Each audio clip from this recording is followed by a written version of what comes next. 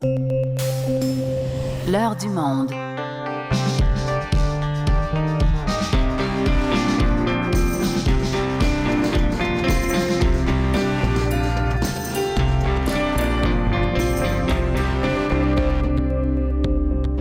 Ce soir, Québec veut accélérer sa campagne de vaccination contre la COVID-19 et officialise la possibilité de raccourcir à 4 semaines le délai entre les 2 doses. Ces décisions-là changent avec le temps en fonction non seulement de l'épidémiologie, mais est-ce que quelqu'un aurait pensé il y a 2 mois qu'on aurait 2 millions de vaccins disponibles pour être capable de vacciner plus rapidement nos gens? Et si la quarantaine et l'isolement à l'hôtel est une histoire du passé pour les personnes pleinement vaccinées autorisées d'entrer au Canada, des parents d'enfants trop jeunes pour être vaccinés s'impatientent. On a envie, nous aussi, de faire rencontrer notre bébé à notre famille, de passer du temps avec eux. On l'appelle le jour de la liberté. Le 19 juillet, les Anglais en auront fini avec la grande majorité des contrôles sanitaires. I think that what we're trying to do is move from a government, universal government diktat to relying on people's personal responsibility. Le gouvernement de Boris Johnson compte sur la responsabilité individuelle des citoyens. Et le difficile partage des pistes cyclables. Les super de sort, là, ceux qui se prennent pour le Tour de France, là, sont rendus aussi ces pistes cyclables. Des solutions sont-elles envisageables? Il faut des pistes unidirectionnelles qui vont dans le sens du trafic et il faut avoir la largeur de dépasser.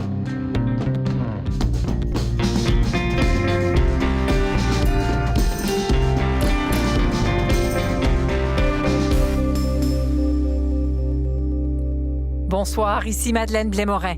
Il y aura peut-être de l'achalandage sur le réseau Clic Santé demain matin.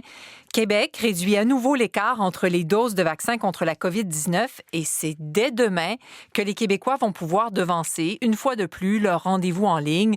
On joint Véronique Prince à Québec. Véronique, l'intervalle pourrait maintenant être de 4 semaines entre les 2 doses. Oui, et ce n'était pas possible auparavant pour plusieurs raisons, en fait. D'abord, au départ, le long intervalle de 16 semaines qui avait été annoncé, c'était parce qu'on n'avait pas suffisamment de vaccins disponibles et on voulait vacciner à ce moment-là le plus de gens possible avec une première dose. Ensuite, il y a environ 1 mois, on nous a dit, vous pourrez réduire l'écart à 8 semaines parce qu'on a des arrivages de vaccins importants cet été et la protection est meilleure. Aujourd'hui, ce qu'on nous dit, c'est plutôt le site web Clic Santé ne permettait pas de devancer à moins de 8 semaines pour des raisons technique, mais c'est maintenant réglé. Et c'est pour ça que vous aviez peut-être des gens dans votre entourage qui obtenaient leur 2e dose à moins de 8 semaines en allant dans un centre sans rendez-vous. Il y a peut-être eu confusion à ce niveau, admet le ministre Christian Dubé. Quand on va sur Clic Santé, on vous demande, la première chose pour changer ou accélérer votre rendez-vous, c'est qu'on vous demande si ça fait 8 semaines. Fait que c'est ça qui a peut-être créé une confusion au cours des dernières semaines, que même si on avait dit aux gens qui avaient le droit de le faire, techniquement, ils ne pouvaient pas le faire. Fait que ce qu'on a fait, c'est qu'on a dit aux gens, bien, si vous allez dans un sans rendez-vous, vous pouvez demander à avoir votre dose plus rapidement. Et Véronique, à propos du passeport vaccinal, il n'y a peut-être pas de confusion, mais il n'y a pas de précision non plus. Effectivement, c'est encore un petit peu flou, là. Ce ne sera pas seulement pour voyager, d'après ce qu'on comprend. Le gouvernement va préciser son utilisation dans un point de presse prévu ce jeudi. Et il semble que des privilèges seront accordés aux gens doublement vaccinés. C'est une façon clairement de mettre de la pression sur les jeunes, principalement, puisque 115 000 Québécois âgés de 18 à 29 ans ne sont toujours pas allés chercher leur première dose. Le gouvernement craint qu'il ne voit pas d'intérêt, donc, pour la 2e dose. À nouveau, voici Christian Dubé. Si ça allait pas bien et qu'il y avait une augmentation importante des cas au mois de septembre, on ne pourra pas reconfiner les gens. On ne peut pas reconfiner les gens avec ce qu'on vient de vivre pendant 15-16 mois. Fait qu'il va falloir faire des choix. Puis il y a des services qui sont non essentiels qui vont devoir être disponibles à ceux qui ont eu 2 doses. Puis ça, il faut l'expliquer aux gens. Et en terminant, Véronique, il y a le ministre qui avertit que les urgences risquent de déborder encore plusieurs semaines dans différentes régions du Québec.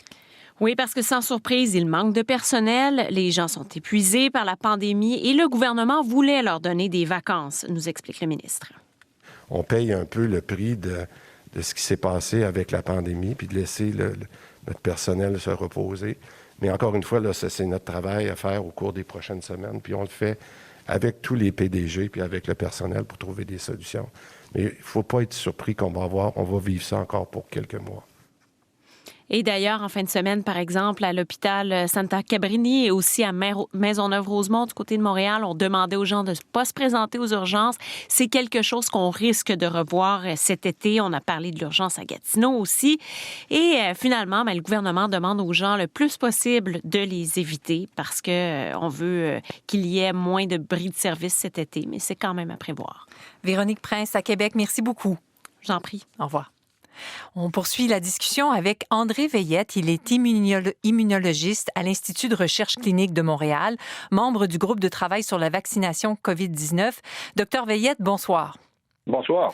Docteur Veillette, quand vous avez entendu que l'intervalle entre les doses était ramené à 4 semaines, vous avez réagi comment? Moi, j'étais très content. Depuis le début, j'ai toujours insisté pas mal pour qu'on maintienne l'intervalle en autant que possible de 4 semaines ou 3-4 semaines pour les vaccins d'ARN. Surtout pour les personnes âgées qui malheureusement auront eu à attendre 16 semaines pour dans les CHSLD, les RPA pour leur deuxième dose. Alors qu'évidemment, maintenant qu'on a de plus en plus de vaccins, je pense que c'est logique, mais en même temps, je pense que ça me fait plaisir parce que c'est je pense, l'intervalle qui est recommandé par les compagnies. Et puis, comme j'ai souvent dit, il n'y a pas vraiment d'évidence claire que c'est une bonne idée d'étirer cet intervalle-là à 12 semaines ou à 16 semaines dans le cas des vaccins d'ARN. Donc, Dr Veillette, est-ce que vous dites qu'on ne sait pas finalement quel est l'intervalle optimal pour avoir une protection immunitaire optimale?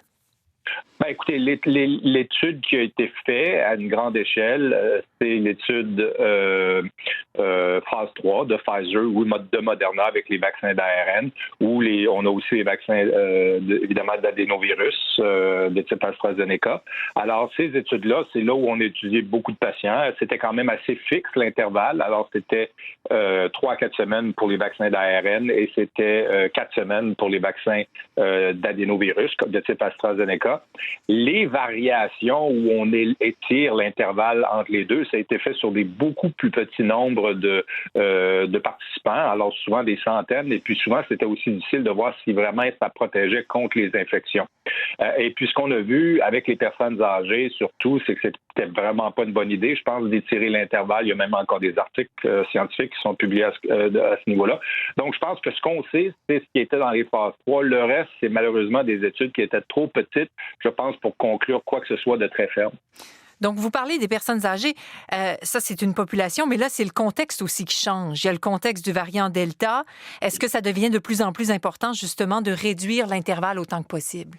Exactement. Alors ça, les études phase 3 qui semblaient très bien ont été faites avec les intervalles courts dont on parlait, mais au moment où il n'y avait pas vraiment de variants qui circulaient. Alors maintenant qu'il y a des variants, puis on se rend compte qu'une dose, c'est vraiment pas assez.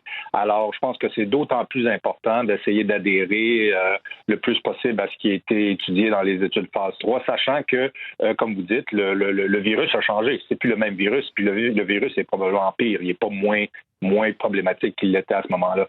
Oui, évidemment, le gouvernement, les autorités, pas seulement au Québec, là, ont dû allonger l'intervalle au cours de la pandémie en raison, entre autres, de l'approvisionnement. Oui. Là, on comprend pourquoi, avec un approvisionnement qui est finalement plus généreux qu'il l'était, on comprend les changements. Mais avec tous ces changements-là, est-ce qu'il y a un risque que les gens soient un peu mêlés et que ça entraîne finalement d'autres types de problèmes? Je pense qu'il y a des risques, oui, mais c'est en partie, c'est parce que les messages sont peut-être pas consistants continuellement. Mais je pense qu'en général, le déroulement de la vaccination au Québec a été excellent. Oui, c'est vrai, des fois c'est mêlant. Est-ce qu'on fait Astra? Est-ce qu'on fait Astra-Pfizer?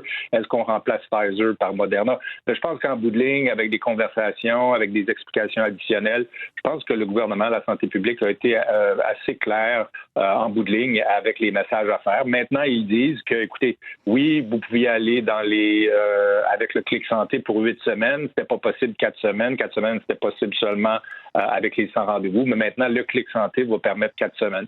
Alors, je pense que c'est des choses qui ont besoin un peu de temps pour être clarifiées, puis aussi un peu de temps pour être mises en place au niveau de Clic Santé. Alors, je pense que c'est normal d'avoir des choses comme ça, puis il faut juste que les gens soient à l'écoute, puis qu'ils fassent attention, puis qu'ils n'oublient pas qu'ils ont besoin de se faire vacciner, puis vacciner avec 2 doses. Sans vouloir compliquer la donne, Dr Veillette, on parle maintenant d'une possibilité de 3e dose. Est-ce qu'on évoque sérieusement cette idée-là? Et si oui, à quel moment on va devoir administrer cette 3e dose-là? Je pense, moi, si je regarde ma petite boule de cristal, je dirais que probablement la plupart des gens en auront pas besoin, quoique je suis pas certain. Mais ça me surprendrait pas qu'il y ait des personnes, des groupes particuliers d'individus pour qui ça va être important. Par exemple, les personnes âgées, fragiles, les gens, par exemple, dans les CHSLD, dans les résidences pour personnes âgées, surtout quand on sait qu'ils ont été les premiers à avoir été complètement vaccinés, donc ils ont eu leur 2e dose comme au mois d'avril, au mois de mai. Alors, c'est sûr que quand on va être rendu au mois de décembre, possiblement, leur protection immunitaire va commencer à diminuer. Puis là, on va peut-être avoir une recrudescence du variant Delta ou peut-être d'autres variants à l'automne. Alors, ces gens-là, je pense qu'il va falloir penser assez rapidement, d'ici quelques mois, à les revacciner. Je pense que ça sera probablement une bonne idée.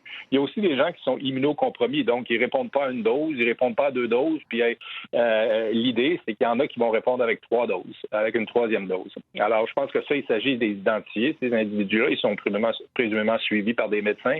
Donc, c'est possible de tester si après 2 doses, ils ont des anticorps qui ont été induits par le vaccin. Puis sinon, je pense que ça serait une situation où il y aurait une indication pour faire une 3e dose. Il y a aussi ceux qui ont reçu la combinaison Astra.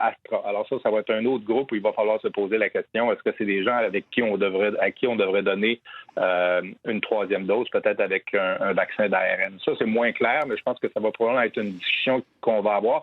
Puis ça mime un peu ce qui se passe en Grande-Bretagne, où maintenant ils recommandent, je pense, la 3e dose, mais je pense que c'est en partie parce qu'un bon groupe de la population a reçu Astra 2 fois.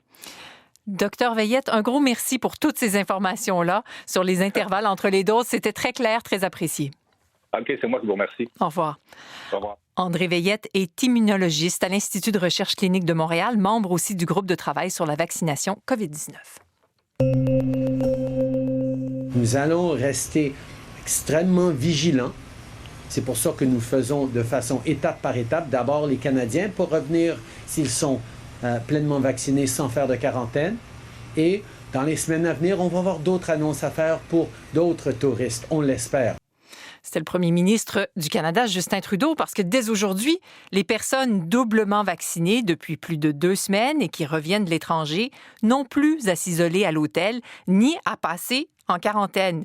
Mais pour les familles qui souhaitent rendre visite à leurs proches à l'étranger, c'est plus complexe. Les parents d'enfants de moins de 12 ans qui ne sont pas vaccinés doivent trouver une solution car les enfants ne pourront échapper à la quarantaine. Le reportage d'Alexis Gacon. À l'aéroport Pierre-Elliott Trudeau, les voyageurs savourent un pouce de liberté en plus face au virus.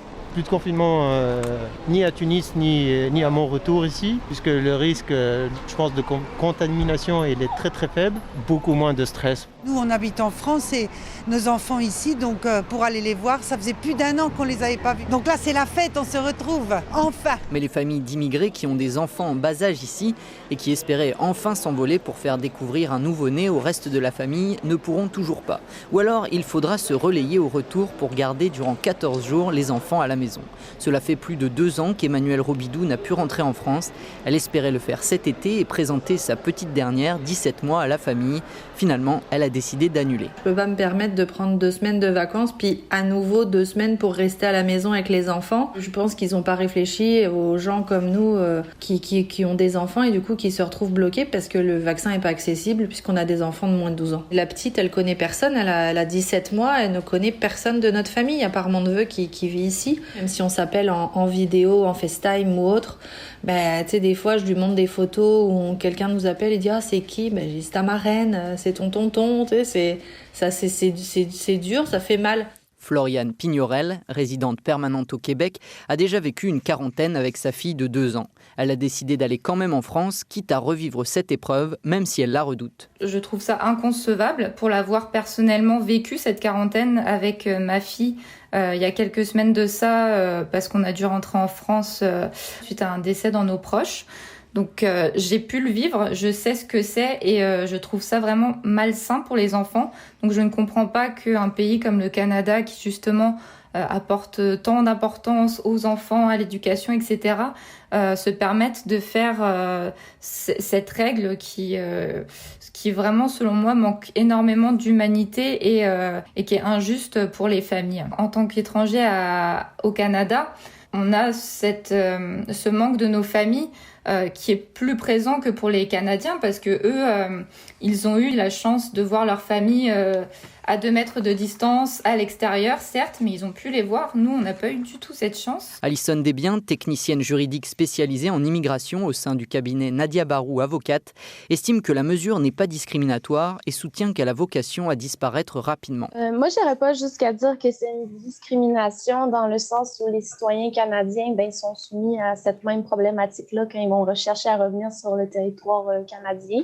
Par contre, je suis d'accord de dire que, évidemment, c'est embêtant, c'est contraignant et une mesure qui est temporaire. Donc, pour nous, c'est des mesures spéciales en raison de la COVID. C'est des décrets qui sont spéciaux, qui sont amenés à évoluer. Benoît Barbeau est professeur au département des sciences biologiques à l'Université du Québec à Montréal. Il est spécialiste en virologie. Pour lui, la mesure du gouvernement se défend afin de freiner le virus, même si le risque d'infection chez les très jeunes reste limité. Ce qu'on sait, du moins, c'est que les jeunes, en effet, non seulement sont moins sujets à infection, sont aussi moins symptomatiques lorsqu'infectés, mais en même temps sont des moins grands propagateurs, donc sont moins contagieux que les adultes lorsqu'ils sont infectés, plus particulièrement ceux qui démontrent des symptômes plus élevés. Il y aurait pu avoir une certaine souplesse du gouvernement. Santé Canada reconnaît que les contraintes sanitaires sont un défi pour les familles qui souhaitent voyager. L'agence dit n'avoir pour l'instant reçu aucune demande d'approbation pour un vaccin contre la Covid-19 pour les enfants de moins de 12 ans, mais des études sont en cours chez tous les fabricants de vaccins autorisés au pays. C'était un reportage d'Alexis Gacon à Montréal. If we can't reopen our society in the next few weeks, when we will be helped by the arrival of summer and by the school holidays, then we must ask ourselves, when will we be able to return to normal? Si on ne peut pas rouvrir le pays au cours des prochaines semaines, on peut se demander quand on sera en mesure de le faire. Ce sont les mots du premier ministre britannique, Boris Johnson, qui viennent dévoiler la dernière phase de son plan de déconfinement. Les Anglais se dirigent vers un retour à la vie quasi normale d'ici 2 semaines, après de longs mois de restrictions sanitaires. Mais ces assouplissements interviennent alors que le variant Delta représente presque la totalité des nouveaux cas en Angleterre. J'en parle avec Marie Billon, journaliste indépendante à Londres. Marie Billon, bonsoir. Bonsoir. Marie Billon, à quoi va ressembler la vie en Angleterre dans 2 semaines? Elle pourrait ressembler à ce qu'on a connu plus ou moins avant le Covid, c'est-à-dire que c'est la fin du port du masque obligatoire, c'est la fin des distanciations sociales, c'est-à-dire que par exemple, évidemment, dans une institution comme le pub en Angleterre, on pourra à nouveau aller chercher sa bière au comptoir, on pourra à nouveau la boire en étant accoudé sur la devanture du pub, les restaurants pourront à nouveau accueillir autant de clients qu'ils veulent, les salles de concert, les théâtres pourront aussi avoir autant de spectateurs qu'ils peuvent le contenir, et puis il y aura aussi dans la vie quotidienne où ça va beaucoup changer.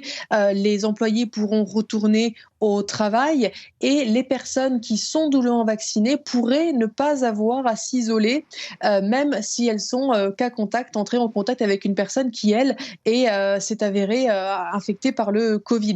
Tout ça, le gouvernement va le confirmer à 100% la semaine prochaine, mais s'il a fait des annonces aujourd'hui, c'est bien qu'on doute qu'il pense que c'est bien possible qu'on arrive à ce niveau-là le 19 juillet. C'est ce qu'on appelle ici en Angleterre le Freedom Day, le jour de la liberté.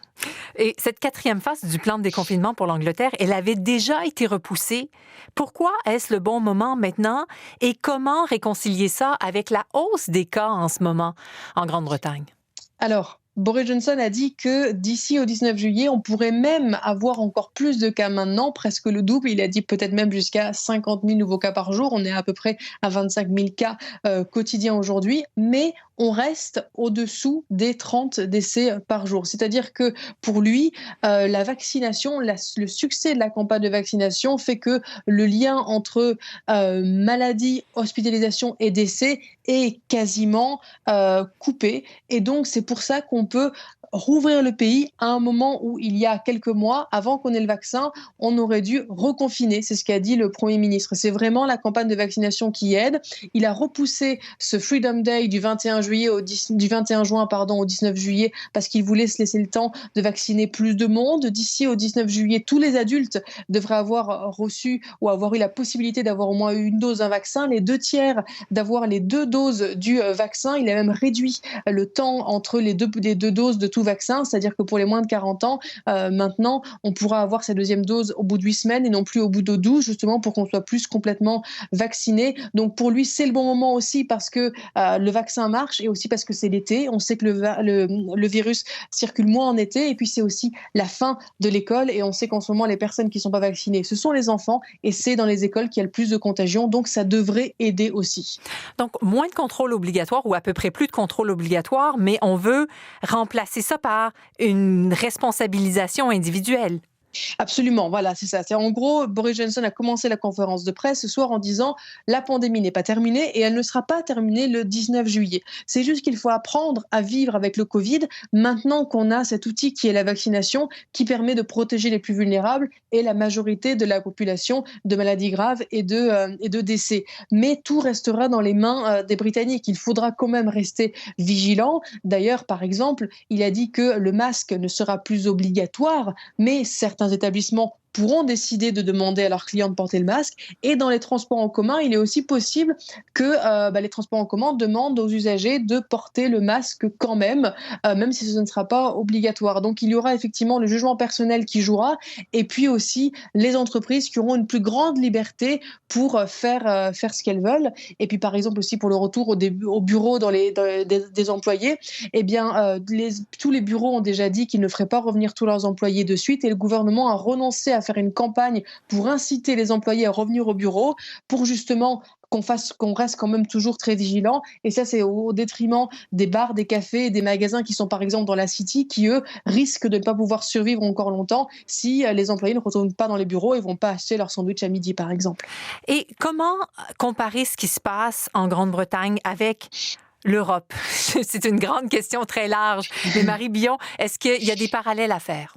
Il y a le parallèle évident qui est que le Delta est en train de se propager en Europe aussi, en France notamment, dans certaines régions, il devient majoritaire et dans d'autres pays d'Europe, le Delta est en train et va devenir majoritaire. Ce qu'on voit, c'est que les pays qui sont le plus vaccinés, sont ceux qui souffrent le moins du variant Delta en termes de maladies graves et de décès. C'est le cas du Royaume-Uni, c'est le cas de Malte aussi. Et c'est pour ça que certains pays comme la France et l'Allemagne pensent à rendre obligatoire la vaccination, en tout cas pour certaines professions, pour la France, qui devrait rendre obligatoire la vaccination pour les personnes travaillant dans les maisons de retraite, et l'Allemagne qui devrait créer un certificat Covid qui sera en gros montrable à peu près tous les endroits où on va dans une ville, où il faudra prouver qu'on a la double vaccination. Donc ça ne deviendra pas obligatoire en Allemagne, mais de fait, on sera beaucoup entravé pour faire ce qu'on veut si on n'est pas doublement vacciné. Donc l'Europe répond différemment, mais il y a ce point commun qui est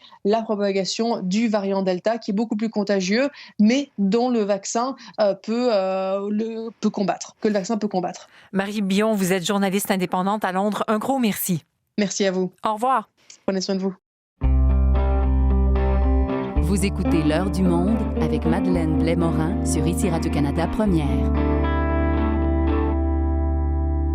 En Colombie-Britannique, la situation est toujours aussi catastrophique avec au moins 40 nouveaux feux de forêt qui se sont déclenchés au cours de la fin de semaine. La province compte présentement 197 brasiers actifs. Notre envoyée spéciale, Valérie Gamache, est à Kamloops. Valérie, le feu le plus important de la province brûle à une quarantaine de kilomètres au nord de Kamloops, justement. Voilà, et les flammes s'étendent sur 36 000 hectares. Il faut dire que ce matin, la température était plus fraîche. On a même eu quelques gouttes de pluie. Alors, les pompiers avaient espoir de pouvoir gagner du terrain. Mais là, la chaleur s'est réinstallée, si bien que le travail est extrêmement difficile pour combattre ce brasier. Il y a 164 résidences qui sont évacuées actuellement. Et il y a près de 1000 personnes qui, en raison de cet incendie, sont en alerte d'évacuation, c'est-à-dire qu'ils sont prêts à évacuer, à quitter leur domicile à tout moment. Et un autre secteur qui inquiète les autorités, c'est celui de Lytton, ce village qui est parti en cendres la semaine dernière. Il y a une enquête qui est en cours pour découvrir la cause de l'incendie, mais déjà certains témoins affirment que c'est un train qui serait en cause. Oui, la GRC n'exclut rien à ce moment-ci, mais effectivement, il y a plusieurs témoins qui affirment avoir vu un train arrêté sur la voie ferrée mercredi après-midi et ce train se trouvait donc tout près de Lytton. Un de ces wagons était chargé de bois et était en feu. Il y a même une vidéo qui a été tournée de ce train et la personne qui a tourné cette vidéo-là dit qu'il y a des gens qui s'affairaient là, autour du train en après-midi. Cela dit, la GRC dit étudier effectivement cette possibilité, a contacté les compagnies ferroviaires, notamment le CN, et l'entreprise dit qu'elle va collaborer évidemment avec l'enquête, mais pour l'instant, là, ça ne fait que commencer cette enquête-là et attendez-vous à ce que ça dure passablement longtemps. Et entre-temps, Valérie, il y a des renforts qui arrivent en Colombie-Britannique. Des renforts qui vont arriver de partout au pays, du Nouveau-Brunswick, de l'Ontario, mais également du Québec, et des renforts qui sont bienvenus actuellement parce que on parlait un peu plus tôt de ce feu à une quarantaine de kilomètres de Kamloops. Bien, seulement ce brasier-là, il mobilise 200 pompiers de la Colombie-Britannique, donc des pompiers qui sont sur le terrain, au sol, mais également des hélicoptères. Alors vraiment, là, les pompiers britanno-colombiens ont besoin d'un coup de main. Je vous laisse entendre à ce sujet la porte-parole de BC Wildfire, Jean Strong. We are also expecting out-of-province resources to arrive tomorrow. That'll be a total of 93 personnel, 13 of which are support staff and the rest are firefighters. And those personnel are coming from New Brunswick and Ontario. Alors, vous l'avez entendu, plus d'une centaine de personnes, finalement, si on ajoute les pompiers du Québec, qui vont venir prêter main forte à compter de demain sur le terrain. Et puis, l'armée, elle, est déjà sur place. Les militaires aident, entre autres, à acheter de l'équipement dans les zones touchées, mais également aux opérations d'évacuation là, des gens qui sont touchés par ces incendies de forêt. Valérie, je vous remercie beaucoup. Au revoir. Au revoir. Valérie Gamache est notre envoyée spéciale en Colombie-Britannique. Et Valérie le mentionnait, des renforts arrivent en Colombie-Britannique. 40 pompiers forestiers sont partis de Québec aujourd'hui pour aller prêter main forte à la province. On joint Pascal Poinlane. Pascal, vous avez assisté à leur départ cet après-midi. Oui, Madeleine, et ce sont des pompiers qui viennent d'un peu partout du Québec, de toutes les régions. La raison, c'est que même s'ils ne sont qu'une quarantaine, c'est pas tant que ça quand on regarde les effectifs provinciaux, mais on veut pas non plus dégarnir une base plutôt qu'une autre, donc on va vraiment piger dans chacune des régions. Ils arrivent à Québec avec leur gros sac, ils ont un maximum de kilos de poids à respecter, mais dans ce sac, ils ont un peu de vêtements, mais le reste, c'est le matériel, leur équipement pour aller comme ça combattre les feux de forêt en Colombie-Britannique, et ils ont décollé autour de 16 heures depuis l'aéroport Jean-Lesage. Donc, combattre les flammes, mais est-ce qu'on sait plus précisément quel rôle va leur être confié? Ça va être précisé une fois qu'ils vont arriver là-bas parce que, vous savez, quand il y a une province qui fait un appel de renfort comme ça, c'est la province en question qui débourse tous les frais qui sont associés. Alors là, c'est la Colombie-Britannique qui paie pour le déploiement de ces 40 pompiers québécois, mais c'est aussi la Colombie-Britannique qui va décider où ils sont déployés. On s'attend par contre à ce qu'ils fassent principalement du travail au sol, des tranchées, essayer de contenir par exemple l'avancée des flammes. On sait qu'au Québec, nos pompiers sont habitués de travailler avec des avions citernes qui viennent donc en aide depuis les airs et larguent des quantités d'eau pour contrôler les feux et ensuite ça les aide à faire leur travail, alors que là-bas ça va être complètement différent parce que c'est un temps beaucoup plus sec, il n'y a pas assez de lacs pour réussir donc à remplir les avions citernes. Alors ce sont d'autres techniques. Les pompiers à qui j'ai parlé s'attendent à beaucoup de chaleur, hein. J'ai parlé à un homme qui débarquait de la Côte-Nord, alors lui c'était 20 degrés Celsius, il s'en va vers du 35-40 degrés, travailler dans les feux de forêt, dans un temps sec, un temps chaud, et aussi s'attendent à voir un feu qui se comporte différemment de ce qu'ils voient d'habitude. Même l'un d'entre eux me parlait, parce que c'était sa 4e expérience en Colombie-Britannique, il me disait là-bas, j'ai vu des feux qui se propagent par la cime des arbres, parce que les arbres sont très hauts, sont très grands. C'est différent de ce qu'ils voient au Québec, mais ils sont capables donc eux-mêmes de faire un travail aussi adapté. Vous allez entendre justement Julien Brault, qui d'habitude est basé à Chibougamau. Il m'a parlé juste avant de prendre l'avion. Il nous dit quel sera son rôle là-bas.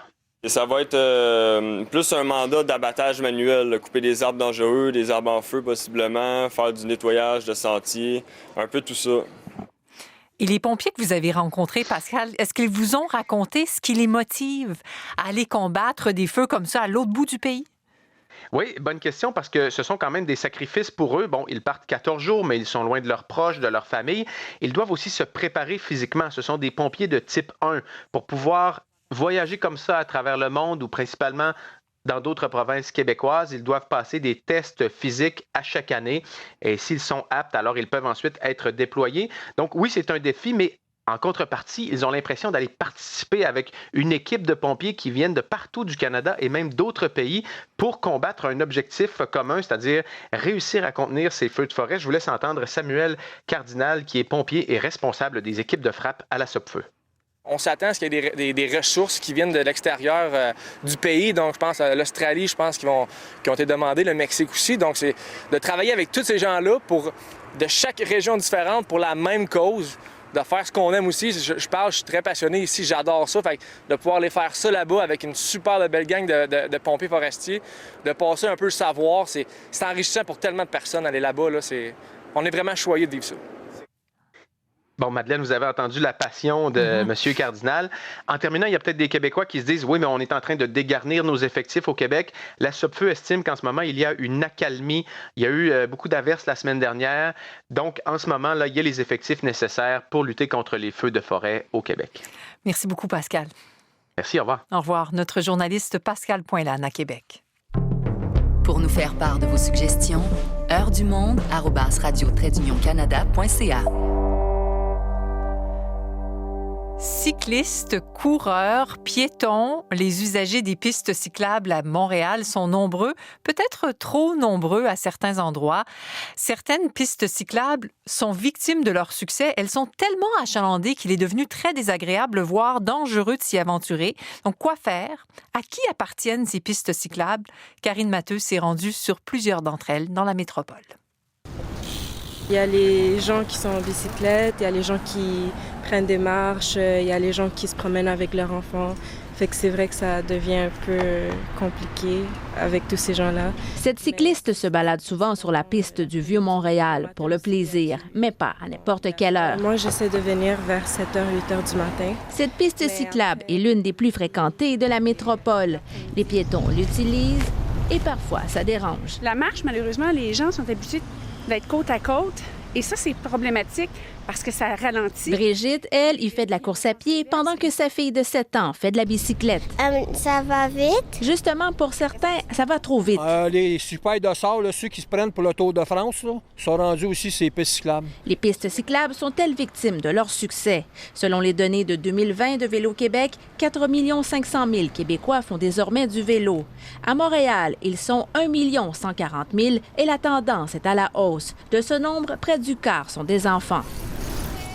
Séverine Lepage est porte-parole de Vélo Fantôme, un regroupement qui installe un vélo peint en blanc à l'endroit précis où un cycliste a perdu la vie lors d'une collision de la route. Elle est elle-même une cycliste et mère de 5 enfants. Donc, tous les déplacements de moins de 5 km que j'ai à faire, je réfléchis et je dis, est-ce que ça se fait en vélo? Oui, ça se fait en vélo, bien, je vais le faire. Puis souvent, j'amène mes enfants. OK, Rémi, va prendre dans la rue.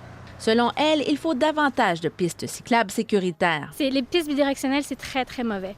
Il faut des pistes unidirectionnelles qui vont dans le sens du trafic et il faut avoir la largeur de dépasser. Donc, possiblement avoir la largeur d'une piste pour un cycliste et un peu plus. Une partie de la solution serait d'étendre le réseau Express Vélo, aussi appelé REV, développé par la Ville. C'est merveilleux le REV parce que c'est sécuritaire pour tout le monde. Puis aussi, avec le REV viennent des feux cyclistes. C'est sûr que c'est un coin un peu bruyant, surtout à l'heure de pointe. C'est justement devant l'une des pistes du rêve que la porte-parole pour la Ville en matière de transport, Marianne Giguère, nous donne rendez-vous.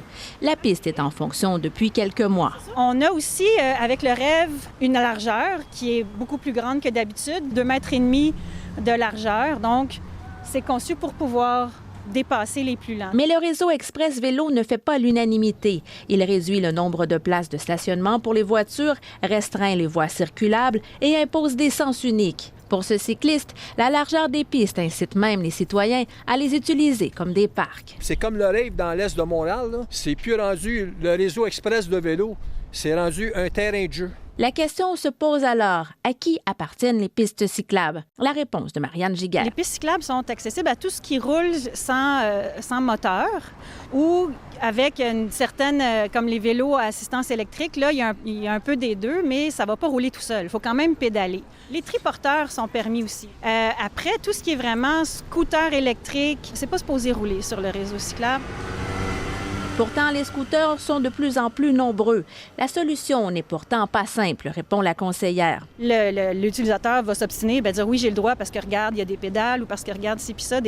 Il y aurait probablement un tour de roue à faire pour clarifier la règle, mais ça se passe aussi à Québec parce qu'on joue aussi avec le code de la sécurité routière qui est à Québec. Et pour ce qui est de la vitesse, les policiers pourraient-ils donner des contraventions? Le PVM nous dit que mesurer la vitesse des cyclistes, c'est vraiment pas fiable puis que ça peut pas...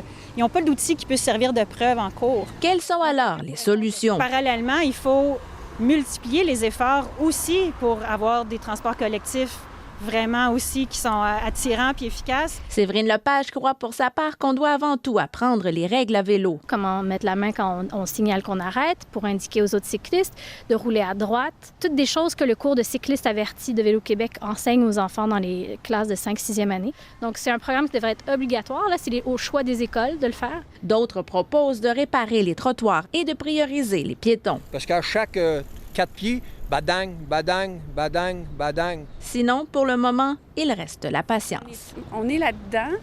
Je pense juste une question de respect, puis de se respecter, puis mais en même temps, il y en aura toujours qu'on ne sera pas capable d'éduquer dans tout ça.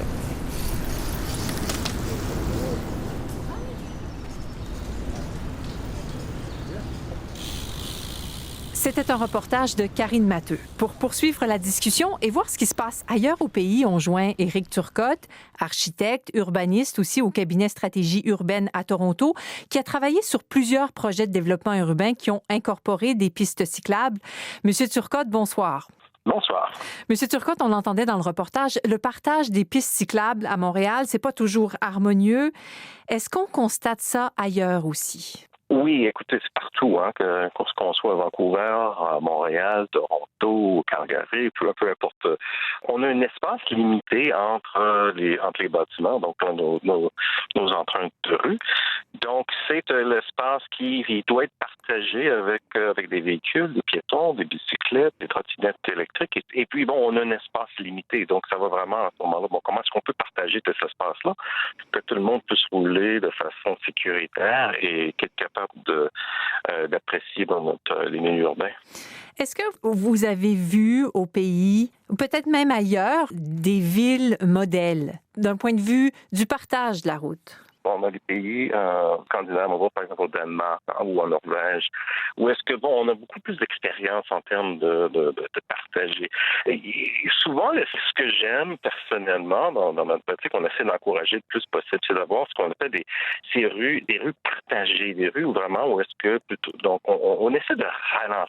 Tout le monde doit ralentir, surtout quand on parle de centre-ville, de quartiers résidentiels ou d'endroits de lieux, que ce soit lieux historiques ou lieu dans différents quartiers, à ce moment de réduire, finalement, que tout le monde doit réduire la vitesse. À Toronto, par exemple, dans des quartiers résidentiels, dans les petits arrondissements, la limite de vitesse est 30 km/h maintenant. Où est-ce qu'on peut voir que plutôt que de créer des infrastructures séparées, on dit à ce moment-là qu'on peut partager l'espace, parce que tout le monde peut rouler relativement lentement. On voit, par exemple, dans des endroits, que ce soit à Copenhague, qu'on voit dans des pays scandinaves, où est-ce qu'on recrée le concept de voie partagée, de Naked Street, où est-ce qu'on essaie finalement d'éliminer la définition des espaces, où est-ce qu'on peut partager justement l'espace entre piétons, cyclistes, voitures, à la condition justement que tout le monde ralentisse, que tout le monde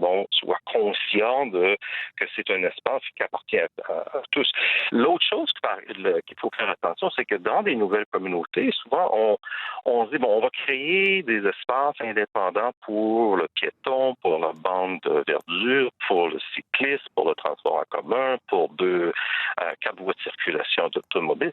Ce qu'on se retrouve à ce moment-là, c'est souvent dans ces nouvelles communautés, c'est avec des emprises de rue qui sont excessivement larges. Donc, ce qui, à ce moment, on se pose la question, quelle sorte d'environnement lieu de vie, de quartier, est-ce qu'on veut vivre? Il n'y a vraiment pas une solution pour tout, mais que dans le fond, chaque contexte doit avoir sa propre réponse. Ce que je comprends, c'est que dans les nouveaux quartiers, la tendance, c'était finalement d'avoir un corridor pour chacun, pour le piéton, un autre pour le vélo, un autre pour l'auto, mais finalement, ça ne crée pas nécessairement une ambiance si agréable que ça, si les routes sont vraiment très larges. Exactement. Donc, si on veut, est-ce qu'on préfère des rues du riz dans les quartiers, dans les rues du plateau, ou par exemple une rue dans la largeur du boulevard Tachereau. Donc, c'est un peu l'extrême, mais parce qu'on a des espaces limités, mais que tout le monde, par exemple, si on a besoin d'un trottoir de 3 mètres, une bande plantée de 3 mètres, ensuite de ça, 3 mètres encore d'espace pour cyclistes, ensuite de ça, un espace de stationnement de 2,5 mètres, ensuite de ça, 1 ou 2 voies de circulation, et on redouble ça parce qu'il faut mettre la même chose de l'autre côté de la rue. Et si, en plus de ça, on a des voies réservées de transport en commun, donc on voit qu'à ce moment-là, toute cette dimension-là s'ajoute. Donc, il faut vraiment y penser. Est-ce que le futur des villes est vraiment de mettre en place toutes ces infrastructures-là dans tous les nouveaux quartiers, ou de se dire, peut-être qu'il faut trouver de meilleurs moyens de partager, ou de mettre de choisir les endroits où est-ce que, par exemple, on va avoir des endroits qui ont besoin de plus d'espace, ou versus, par exemple, dans des rues de quartier, où peut-être que, c'est la solution plus au partage, de trouver un partage équitable de la chaussée. Est-ce que vous avez l'impression qu'on a trouvé la réponse, M. Turcotte?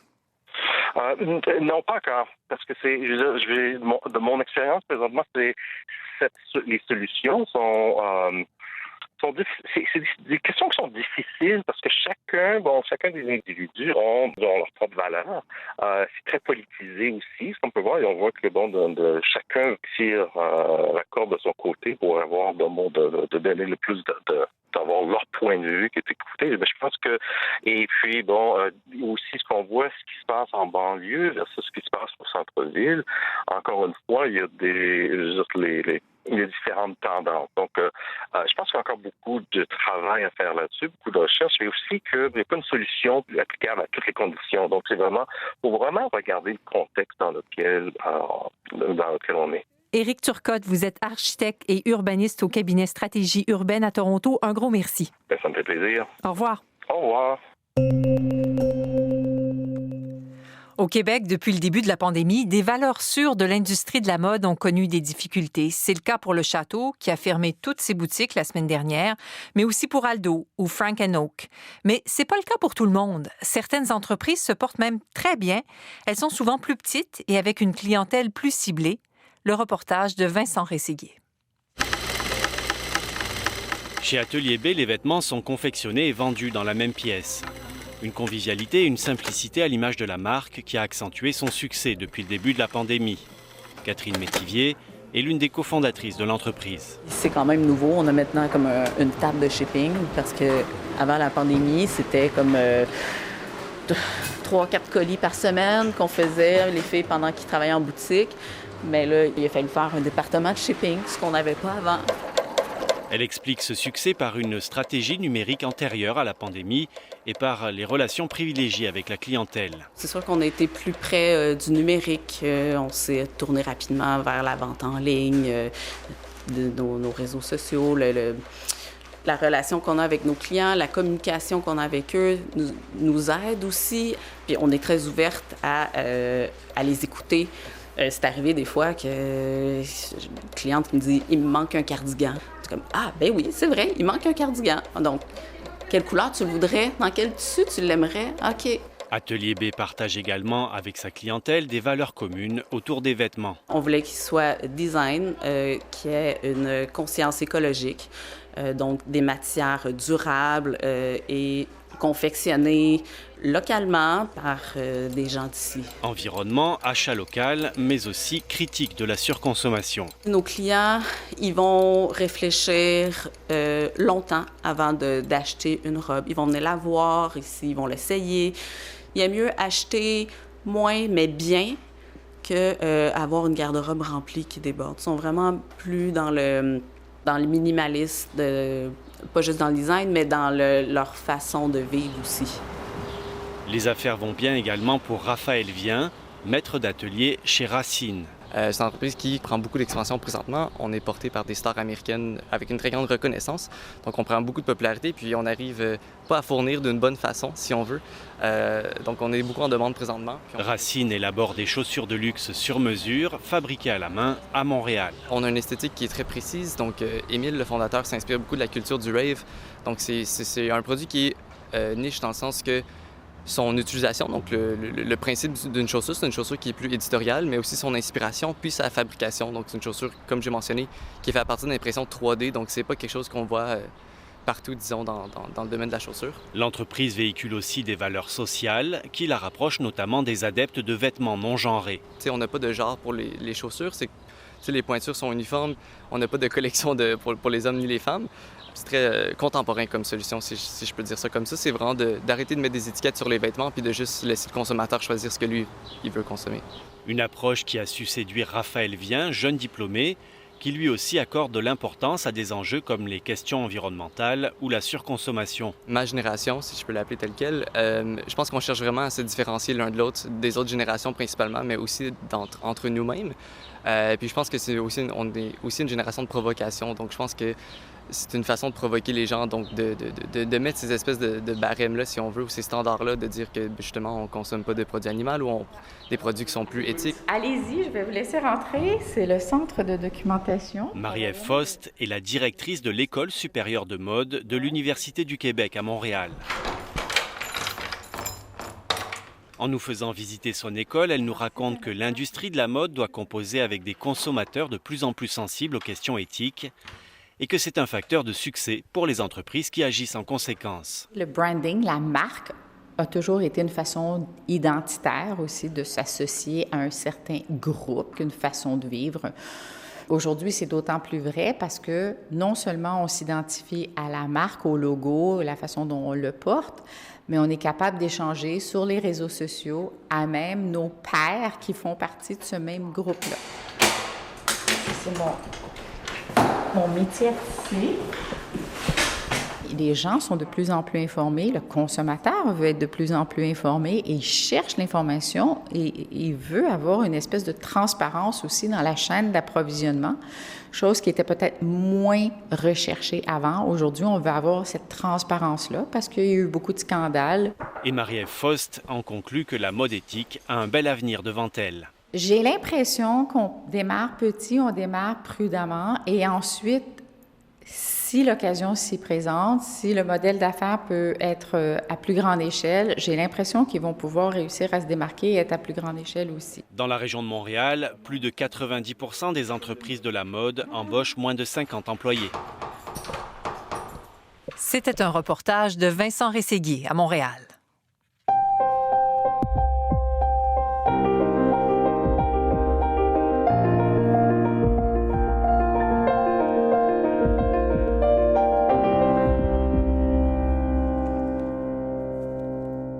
Pour la première fois de son histoire, la communauté Mohawk de Kahnawake a élu une femme comme grande chef.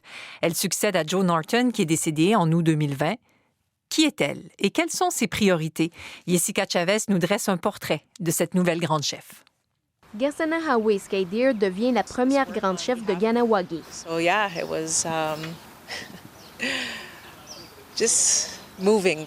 Un moment émouvant pour la femme de 41 ans qui rappelle que si le conseil de bande a souvent été dominé par des hommes, sa communauté est à la base d'une société matriarcale. Women in leadership in our culture has always been important. They were actually the ones who even selected the chiefs, the clan mothers. Où c'étaient les femmes qui choisissaient les chefs du clan.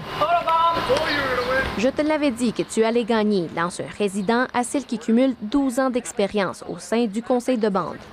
The Mohawk Council of Kahnawake has evolved, but what we want to move back toward is that traditional governance structure that is ours. Bien qu'elle considère que le conseil de bande actuel a beaucoup évolué, elle estime qu'il faut en faire davantage pour se rapprocher du mode de gouvernance plus traditionnel. A lot of it deals with having, the language and the ceremonies and Pour ce faire, elle estime qu'il faut valoriser la langue et la culture mohawk. the community has a lot of needs. We've grown. Sa communauté a également beaucoup de besoins, dit-elle, comme repenser son économie. There's a whole economic strategy that has to take place and Pour permettre à tous de trouver un emploi et de progresser au sein de la communauté. so we want to encourage and inspire them that, the possibilities are endless and they could do whatever it is that they dream of. Et montrer aux jeunes que les possibilités sont sans limite au sein de sa Première Nation. Une détermination saluée par Mike Delisle, aussi élu au conseil de bande. Well, I think the community sent the message loud and clear that they're primed for change. Il croit que la nouvelle grande chef représente le besoin de changement exprimé par la population mohawk lors de son élection. It's monumental, I think, in how we're going to continue to develop and the shift in change in how we govern ourselves. Et elle pourrait avoir un grand impact sur le développement et la gouvernance de sa communauté, croit-il. Gasanahawe Skydeer succède à Joan Hurton, décédée en août dernier. Détentrice d'un baccalauréat en psychologie d'une université américaine, elle compte mettre à profit ses connaissances pour transformer la douleur causée par la découverte de restes humains sur les terrains d'anciens pensionnats autochtones. What I want to do is inspire people to take all of that and use it for positive change. En quelque chose de positif. C'était un reportage de Jessica Chavez à Montréal. Ici Radio-Canada Première. Du cœur aux idées. Le premier ministre du Québec a tweeté en fin d'après-midi en posant cette question. Comment mange-t-on un éléphant? Donc, une bouchée à la fois, c'est sa réponse. Une façon pour François Legault d'encourager le Canadien de Montréal qui fait face à l'élimination face au Lightning de Tampa Bay. Ce sera une rencontre très suivie. Il y a plusieurs endroits à Montréal où les gens pourront regarder le match à l'extérieur. Et Mathieu Bellumeur, j'entends l'ambiance derrière vous. Vous êtes devant le Centre Bell où vont s'affronter les deux équipes ce soir. J'ai donc l'impression, Mathieu, qu'il y a des partisans qui y croient encore. Ah, c'est clair, c'est clair. C'est vrai, ce qu'a tweeté le premier ministre, ça peut s'appliquer à ce que bien des gens m'ont dit aujourd'hui que j'ai rencontré ici devant le Centre Bell. Il faut comprendre que les gens qui sont ici là, n'ont pas de billets pour écouter le match à l'intérieur. Ils vont l'écouter à travers une vitrine et sur des écrans géants d'un restaurant, La Cage, qui est situé dans le Centre Bell. Et les gens, donc, veulent se rassembler et y croient que le Canadien peut gagner ce soir, ne sera pas éliminé. Ont confiance en cette équipe qui a quand même réservé de belles surprises depuis le début de la saison à ses partisans. Et il y a des gens de très loin, j'ai même été, je vous dirais, assez surpris quand j'ai parlé à deux hommes que vous allez entendre. Un qui est venu spécialement de Saskatoon avec son père pour écouter la partie, non pas dans le Centre Bell, mais dans un restaurant sur un écran géant. J'ai également parlé avec un homme qui vient de Fredericton. Il est parti donc ce matin pour pouvoir être ici, présent à Montréal, dans la métropole, pour pouvoir suivre le match lui aussi au restaurant. Écoutons-les. J'ai 11 ans la dernière fois, donc c'était une opportunité qui n'est pas présente fréquemment. C'est bon pour le moral, hein? Ce qui s'en passe la dernière année et demie ici, ben, tout d'un coup, on voit les Canadiens se rendent à la finale. C'est comme wow! On est venu hier et on dépelle demain. C'est un bon big deal dans notre famille. C'est troisième génération, son père, puis mon père, puis moi. Toujours les Canadiens. Et Mathieu, là où vous êtes, est-ce que vous voyez de la police? Est-ce que les policiers sont nombreux pour assurer le bon déroulement de la soirée? Tout à fait. Il y a beaucoup de policiers où on se trouve, Madeleine. D'ailleurs, il y a des policiers en renfort du SPVM qui sont en poste ce soir.